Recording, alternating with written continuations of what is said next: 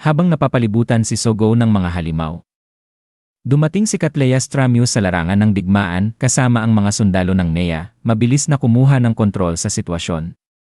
Punong-puno ng tiwala sa sarili, inihayag ni Katleya na walang laban ang mga halimaw sa Nea at inutusan ang kanyang mga sundalo na talunin ang mga kalaban.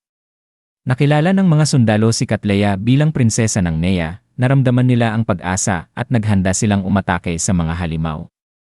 Sa gitna ng kaguluhan, nakita ni Katleya si Sogo at ang kanyang mga kakampi, mga bayani mula sa ibang mundo, na hindi apektado ng nakakatakot na enerhiya ng Evil King element na nagpapahina sa mga tao sa mundong ito. Tinawag ni Sogo ang kanyang mga kaklase at hinikayat silang sumama sa kanya sa laban sa mga ogre soldiers, gamit ang kanilang immunity sa Evil King element bilang kalamangan. Bagamat nag-aalangan sa simula, sumang-ayon ang kanyang mga kaklase na lumaban, sumama sa kanyang panawagan.